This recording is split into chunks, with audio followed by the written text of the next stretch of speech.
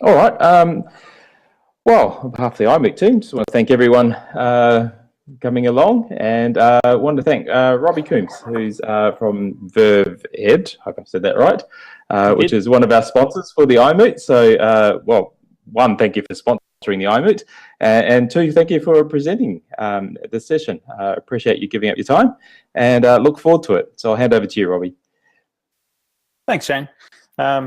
And thank you, everyone, for tuning in, and for those that are going to take the time to watch the recording in the future. I was just reflecting a couple of minutes ago on when I listened to some other industry people talk about how excited they are to be giving a presentation. And to me, anyway, it often sounds quite disingenuous, whereas truly I'm quite excited to be presenting here, because this is the first public presentation that we've done for VerveEd. So we are a very young company. And we've been working behind the scenes for a long time, and have just sort of started to come out and been working with some institutions and with some individuals as well.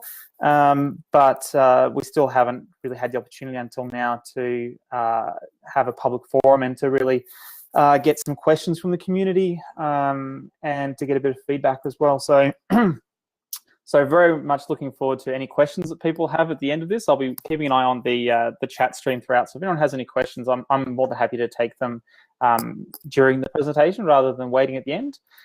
So feel free at any moment.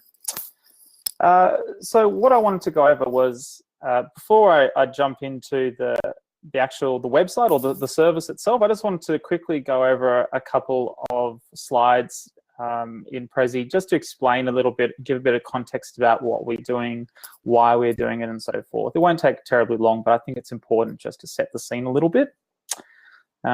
So first, I'll go into who we are. So, as I said before, we're a young company, a young Australian-based company, founded by myself, and I'm an ex-teacher, along with a number of other ex-classroom teachers, educational designers, web developers, and so forth, that have seen some problems in the current way that training and accreditation is provided for people using Moodle.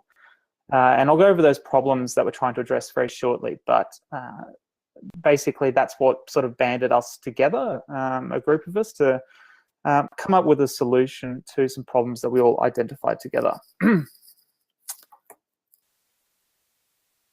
So there's problems that we've noticed from the perspective of different people.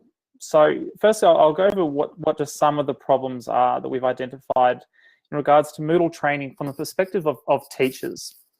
And one of them is to do with the timeliness of it, and that's quite important in that it's not available generally when it suits educators themselves. So institutions do it quite differently. For those that are large enough that have their own in-house training services anyway, that they might run workshop sessions at predefined periods of the year, perhaps 2 or 3 of those a year, or it could be that they'll have some online support material or something of that nature as well. But it's rarely ideally suited to meet the needs of the teacher. And if you think about it, the teachers, by and large, a lot of them will start, let's say at January, the start of the year, is when their teaching appointment actually kicks off. But they're usually appointed much towards the end of the year prior, and there's that window of opportunity before they arrive on campus where they're not really given a lot in the way of supporting material or training or guidance, that they're usually going blind into where they're going. And we saw that as being one of the problems we're wanting to address. Training workshops as well, when they're run, they run from a sage on the stage perspective and people sort of following along. And some people who are quite quick usually want to jump ahead, and those that are a bit slow may slow down the entire workshop process. So it's not ideally suited.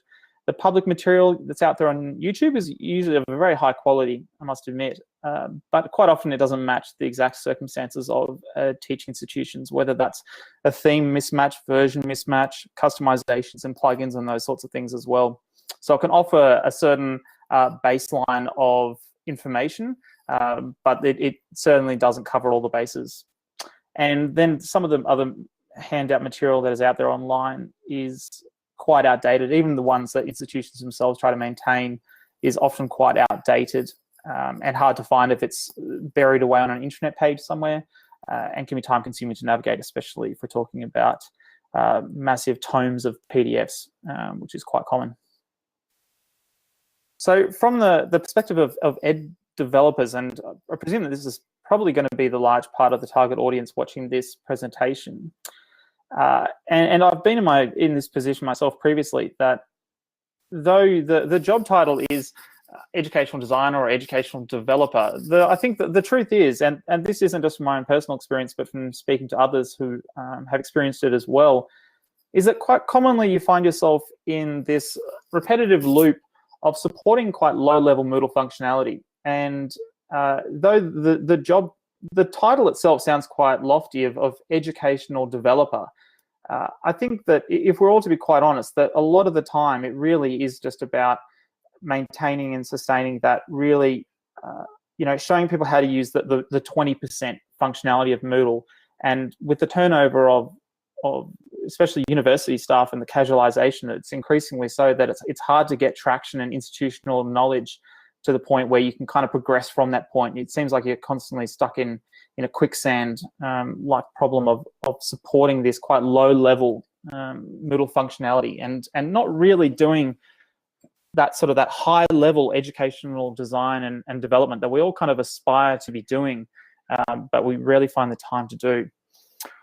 Which takes me to that next point about the maintaining and sustaining of handouts and screenshots and internet pages and videos and so forth. And the more material that you try and provide, the more that you invariably find yourself having to maintain all of this extra material. I was having a conversation with a VC Vice Chancellor the other day, and they admitted that they had a quick look and they found over 1,000 pages of PDF handout material that their teams were maintaining just for Moodle. And that was all full of hyperlinks and screenshots and all that sort of stuff. So obviously every time some links got changed anywhere or the upgraded version of Moodle, someone needed to go through, or a team of people rather, needed to go through and update all of these screenshots. And it's awful. It's awful. That's not educational design. That's not educational development. It's awful. That's all it is. And really that sort of, as I was saying, that ties in with that last point about maintaining all of that work leaves very little time for creating bespoke educational solutions that meets the needs of professors and instructors and those sorts of things. And the last stakeholder that I'll identify is the ed leaders themselves, and whether you see that from the perspective of a school leader or anyone up to a vice chancellor and so forth, that one of the big problems from their perspective, and I think it's not just a problem from their perspective, to be honest, is there's a lack of institutional awareness of teachers' technical proficiency. That teachers get sent along to professional development, they'll get sent along to doing Moodle training, but that doesn't provide any assurance of any kind that the person who's gone to that training session knows anything at all at the conclusion of that.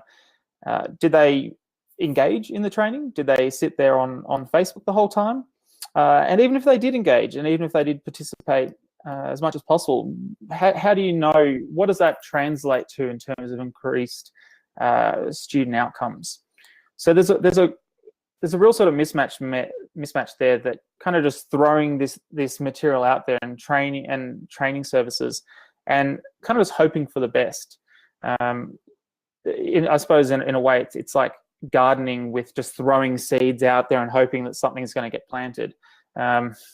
It's probably not the most methodical way to go about it. And there's also a problem with inconsistency, which I didn't think was a big problem myself until I started speaking with a number of other places that have multiple campuses across the place. So they're quite geographically disparate, and so they're quite reliant on using online handouts and PDFs, and as I said, those sorts of things to try and maintain that quality assurance across their campuses. So that can be quite difficult for them. So what I wanted to go into now was the actual VerveEd platform itself. So kind of giving you a little bit of an overview about what it is and why we're doing it and those sorts of things. So if anyone has any questions about that, if I didn't clarify anything, please feel free just to pop a question in the chat log and I'll answer it. So basically what we've got is a public landing page, VerveEd.com, which will give anyone later on a little bit of information about what it is we do and why and those sorts of things on here.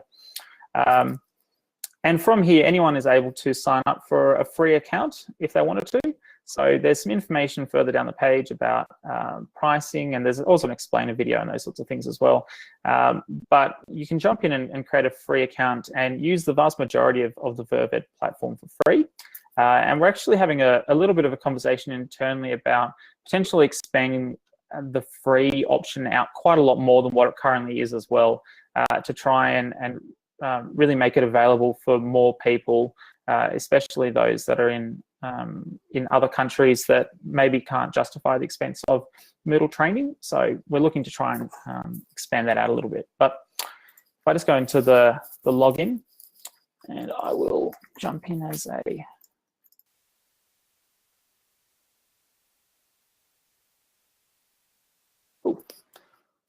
So a couple of things. So there's the VerveEd platform. It's a software as a service is what it is. And it effectively comprises two bits of key technologies. The first one is what you're seeing here is this dashboard. And the dashboard is a custom-built launching pad, if you will, that all users get access to. And this is where they're able to get a bit of information about their professional development thus far, and also uses it as I said, as that launch pad to get them into their training.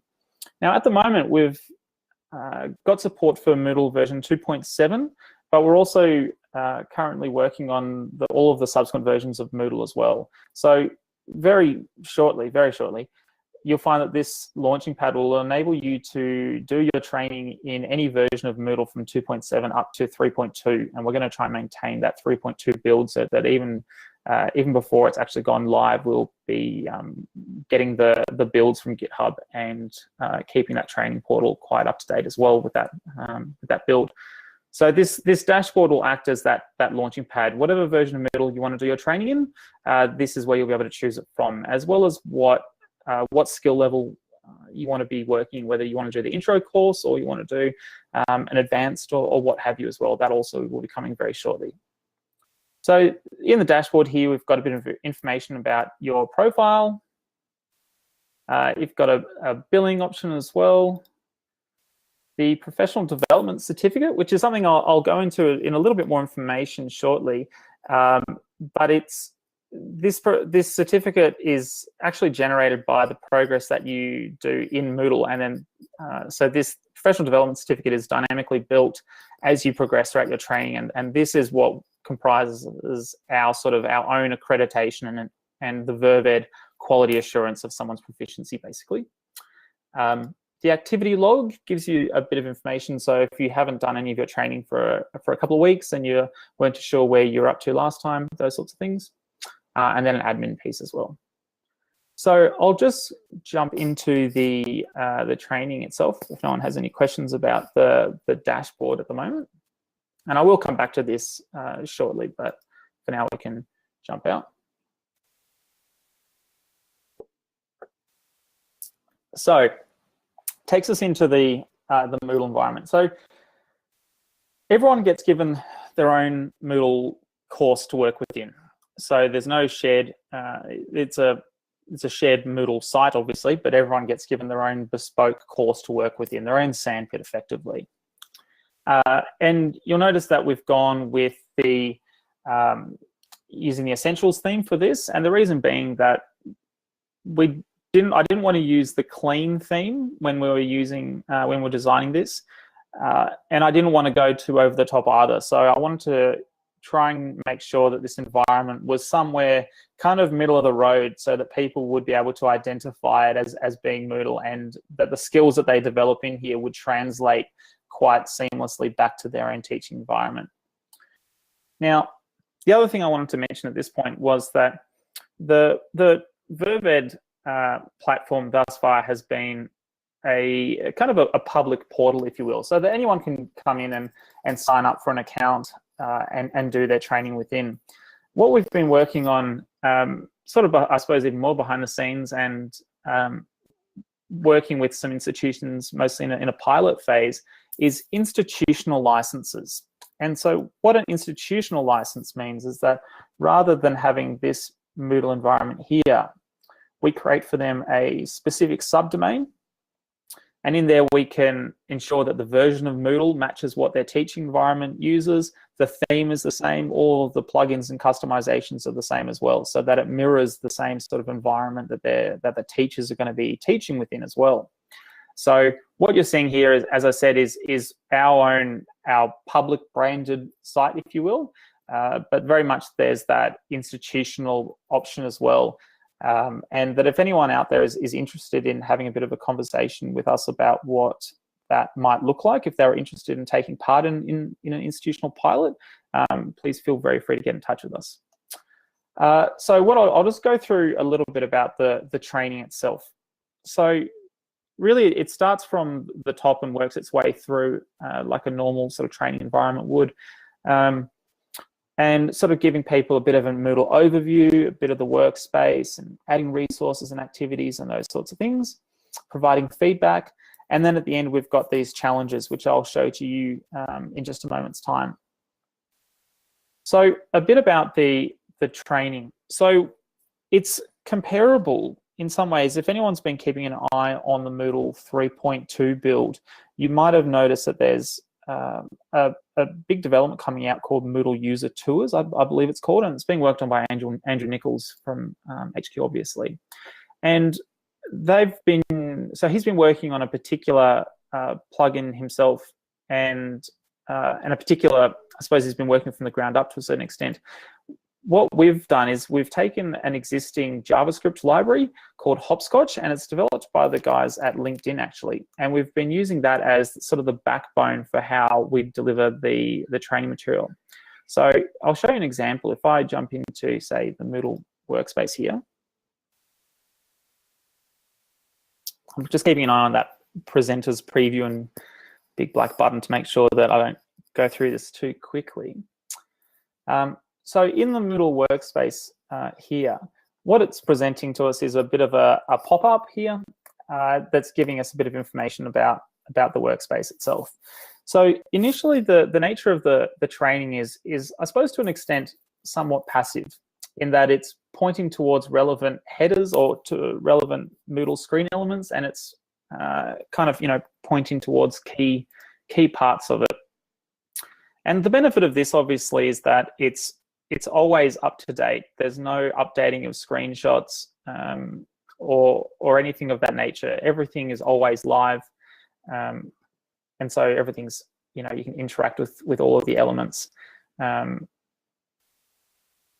So initially, the training sort of goes through in this mode where we're showing people through a little bit about what Moodle is, what are some of the key elements, what are the things that you really need to understand initially.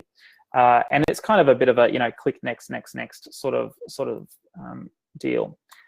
As it gets more involved, though, and as you progress throughout the training, it gets more interactive from that point. Let me just take an example of at least setting up news forum, I think is one.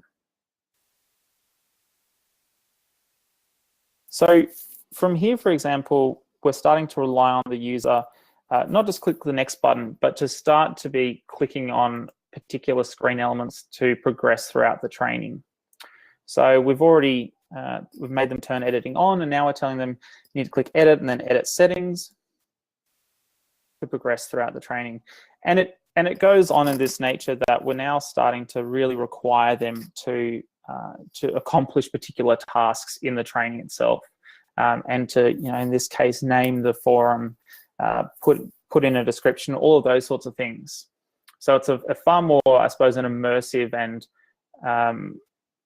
what I would call authentic learning, rather than just being sit there and go next, or look through a bunch of slides or watch some videos.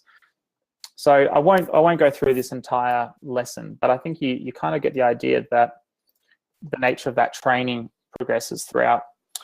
Now, I mentioned, I wasn't sure whether anyone would ask at the end, but I'll address it now, that if the Moodle user tours is coming in version 3.2 of Moodle, why bother, I suppose, if you will, about this, about using our own training stuff? And there are some key differences. So the first one is that we're supporting from version 2.7 onwards. So for when you move to version 3.2, you'll be able to, I suppose, have a better comparison of what the two are. But if your organization is not up to 3.2 yet, then using our environment might better suit your needs. One of the other ones is to do with themes as well. So I've had a look at the user tours, and I'd be happy to be mistaken about this, but from what I can see, that I think it will be difficult, to say the least, for the user tours to manage all of the different themes that are out there. So if you looked at the Moodle Room Snap theme as an example, it's quite a big shake up from what the normal theme looks like, and it has blocks like docked away on the side and those sorts of things.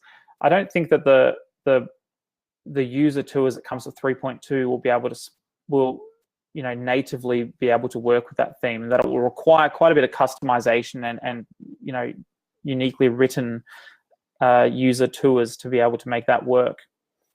The other thing is about the training material itself, and it's something that it's been quite difficult for us, because this public platform is used by people who work in tertiary and vocational and K-12 and those sorts of things, as well as government and industry. The nature of the training material that we've put in there has had to be quite middle of the road in what kind of educational advice we provide in that training material. So we don't just want to put in information about the technology and the Moodle tools themselves. We want to put in there information about best practice. Why use a particular type of Moodle forum? What are the benefits of using a particular setting over the other in a pedagogical sense? So it's something we've been grappling with to an extent, about how do we provide that information that is of benefit to everyone, that applies to everyone, no matter what industry you work in. And I think that's quite difficult. So it's something that when we've been working with these pilot users, we've had the opportunity to really get in there and tailor that training material and make sure that it aligns with best practice. Try and look out there for the latest research on why use different types of technologies, what are the upcoming trends, try and explain to people about the shift towards mobile use from students' perspectives, and therefore why that's important to be mindful of when you're designing your courses. All of those sorts of things is information which we've been very consciously trying to put into our training material. And it's not to say that that can't be done in the user tours, but I think that given that it's going to be a community backed series of tours, I think that will be quite difficult. I'd be rather surprised, to be honest, if that was adequate for a number of larger institutions being reliant upon that type of training material that will be out there and just community generated, to be honest. And one of the other important differences is that in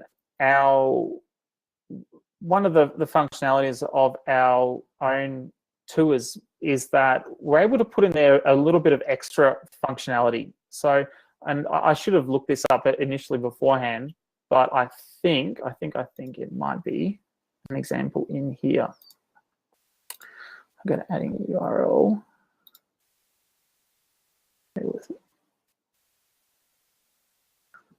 Let's add a URL.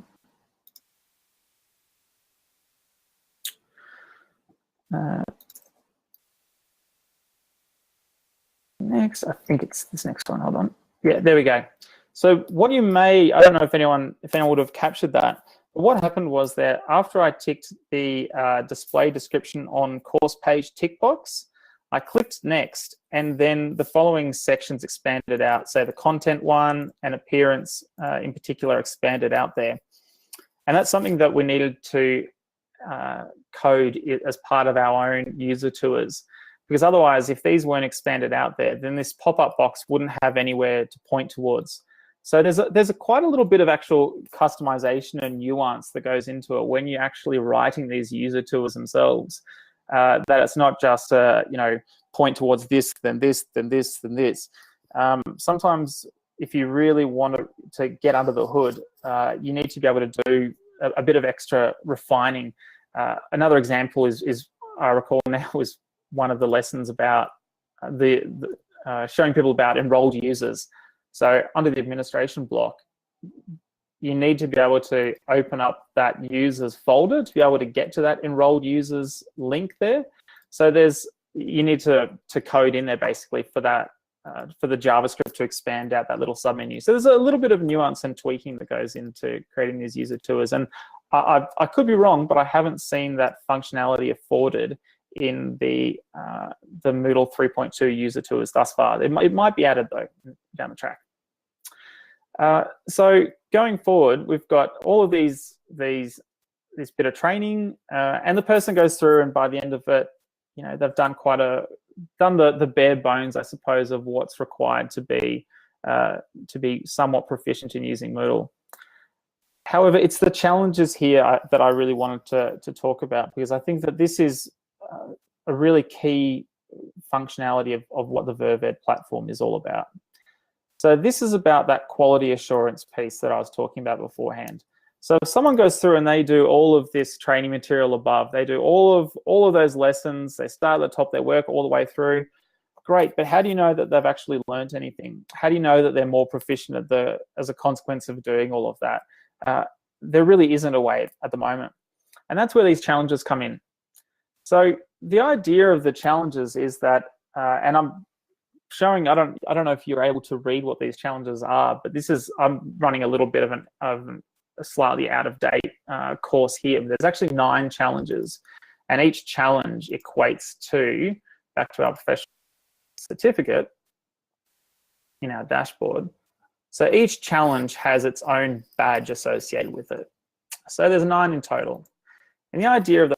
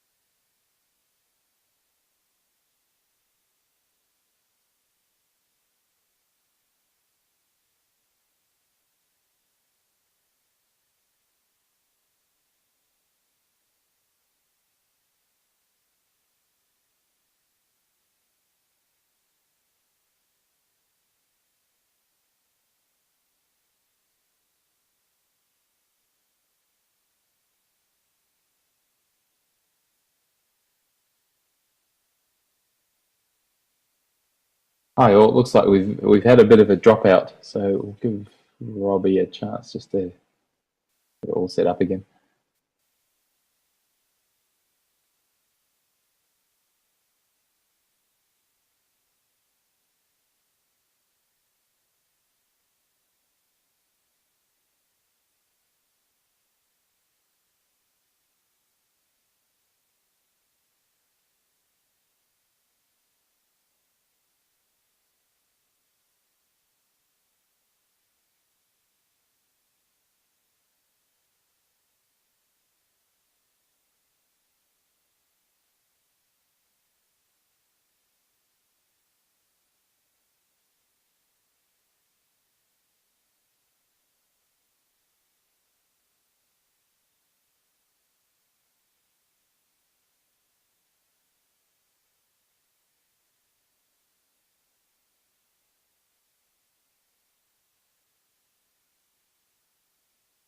Sorry about that. My internet completely dropped out for a moment. Sorry. Bear with me while I just reconnect.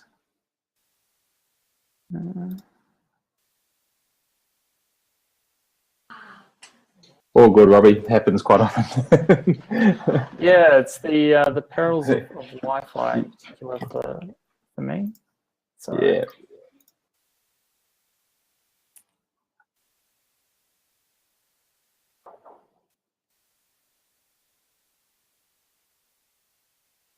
All right. Let me just drag this back over to the other screen again. Fantastic. Okay. Where was I?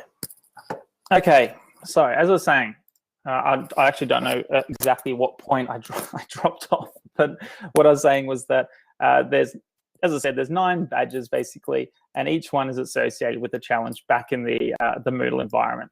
So I'll jump in and I'll do challenge number 4, for example, of adding an assignment.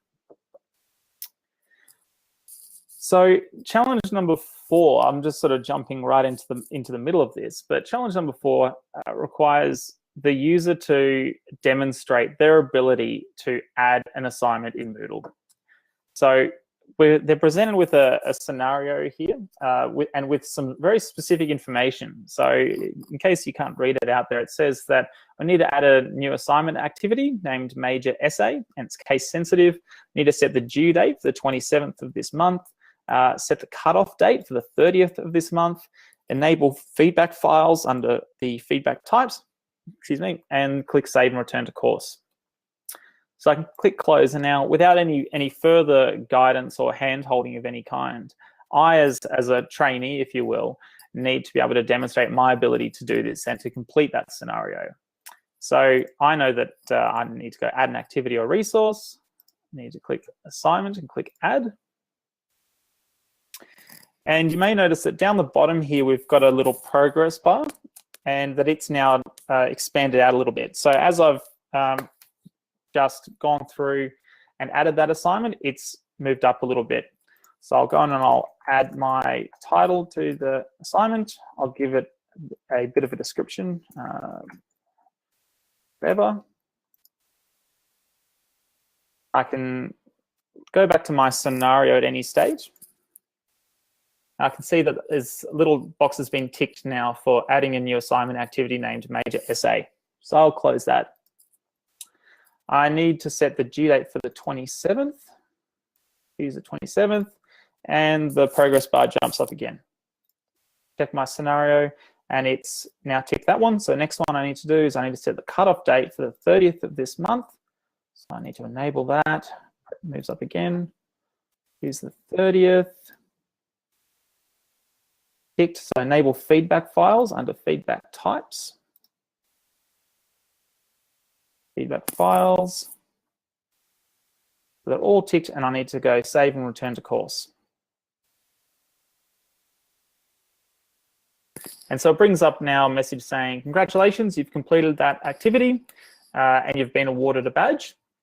So if I were to go back into my professional development certificate back here in the dashboard, I'd see that I've now got an assignment, a badge associated for completing that particular challenge. And so the idea is that the person needs to go through and that they need to complete all 9 of those challenges to be given that full certificate of proficiency. The other thing that happened then was that by completing that particular challenge, behind the scenes, a little bit of extra magic happened, and that there's now 4 assignments that have also been created and uploaded into this newly created assignment activity, and that they now need to be graded.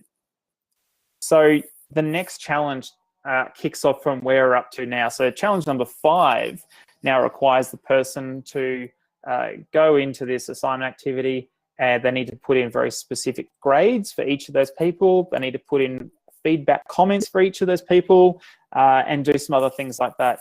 So it is again about capturing that whole life cycle, if you will, of what is required of a teacher to create activities and to give feedback and all those sorts of things as well. If I go. So all of those challenges then sort of go all the way through from the start of creating your course, adding assignments and adding forums, giving feedback, doing course evaluations, and all of that is captured and tracked using our the technology that we developed, so that by the end of that, if a person has gotten all 9 of their badges and has gotten their certificate of proficiency, that's what we are saying is a piece of is a certificate which actually has meaning to it. It's not just that they participated in something, they viewed some training, but that they can give that to someone, and that person now has some assurance that this individual knows how to use Moodle, at least to a certain baseline point of view. And so that now an educational designer or a developer can have a conversation with this educator, and that they can be talking the same language, that they can look at the learning outcomes and have a conversation from a far more advanced perspective than being stuck down in what is Moodle and do you know how to make an assignment activity? They can really sort of progress from there a lot more. So, in a nutshell, that is largely what VerveEd is all about, is providing this training service that you saw above, and then that accreditation component at the end. So I've got the public site up at the moment that anyone is able to sign up to and have a play around with as much as they like. And then we're still accepting some pilots from some other institutions that are interested in having their own specific subdomain created, where we will customize it, upload their own theme that they use in their Moodle environment, make sure that the version of Moodle is the same in the training, and customize the training material. Some places, for example, in fact, a lot of places don't want to have the enrolling users lesson included because they have a student management system, as an example. So some places say, look, get rid of that lesson for us, but add some other ones instead. So yeah, look, that's pretty much me done. I think I've left about 10 minutes for any questions, if anyone has any that they would like to throw out there.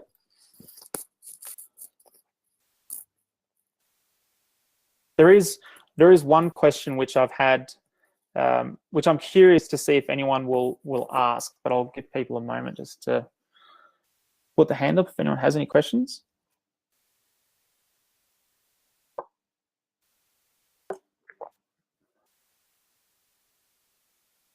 None so far.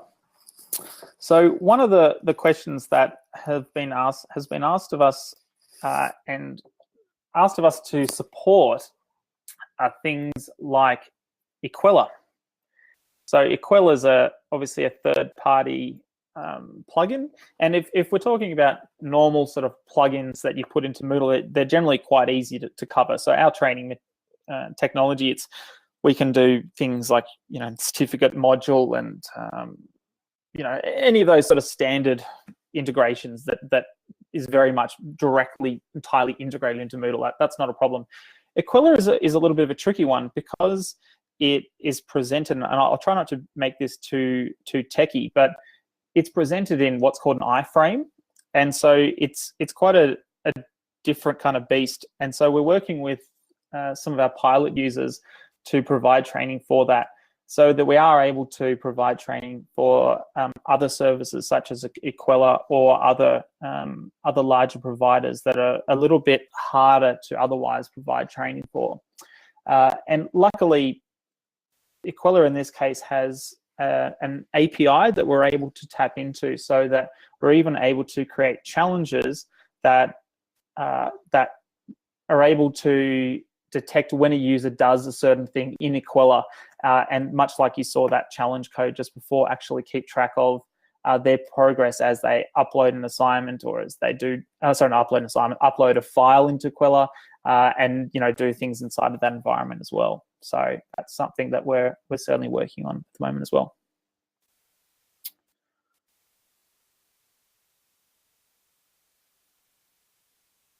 Any browser compatibility issues with the Hopscotch library? None that we've come across. The only thing that we are very much still working on is the mobile responsiveness of it. So it's not so much the browsers, but more the devices themselves, and that's something to do with the core Hopscotch library that they need to work on, and that we're certainly contributing towards the development of that as well to try and improve that. It works quite well on things like iPads and whatnot. It's introducing horizontal scroll bars in the browser and those sorts of things on some mobile devices, which isn't nice. So we really want to work on that. So Mike's asking, any evidence that this has improved proficiency in institutions over regular training? So it's still a little bit too early days, Mike. It's a really good question. That's something that we're wanting to get a lot more data on. And so improved proficiency from a technical point of view. No, look, we haven't yet. And I suppose that the hard thing about that is that we are able to provide data about the proficiency of users before they start using this environment. So we are able to do a pre-assessment of someone and ask them, how long have they been using Moodle, or ask them to do a challenge at the start of the course to try and sort of benchmark them a little bit. And then we'd have data, obviously, at the end of that training as well. But there's not, from my conversations anyway, institutions don't have any data as to the current proficiency of their users in institutions. So it's actually quite hard for us to say that it's improved institutional proficiency when there isn't any current data for us to compare ourselves against. So yeah, I suppose that's a bit of a problem for us to make our argument in that case. But yeah, look, I think it'll be, I don't know, from our experiences and from what we're seeing from the data early on from these pilots, we're certainly seeing a lot of better capability of people, and even people who have just made anecdotal comments about how they've found the training and how more comfortable they feel now going in and using the technology than they did before, even from those that have been provided assistance through traditional support on campus, that they feel far more comfortable now using these technologies, and it's a bit more demystified for them than before. So really, because we're still in that early stages, we don't have that hard data, but I think that's going to be coming in pretty shortly. Be good to capture the feedback where challenges were used in real scenarios. Yeah. Cool. No worries. Thanks, Trish.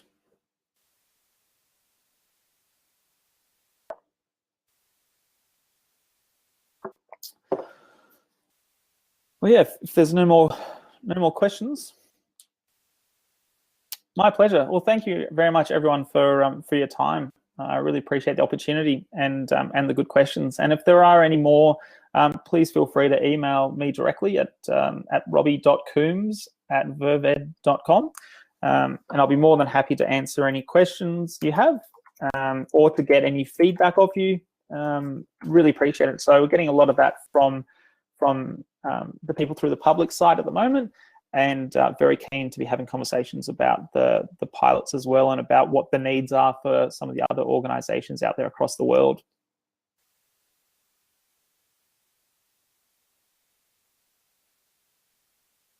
Good on you. Thanks, Mike. Hi, and I'll just jump in here, Shane. Just to say on behalf of the iMoot team, thank you, Robbie, for a great presentation, and just for sharing what you're doing there. It's been very good. Thank you. Cool.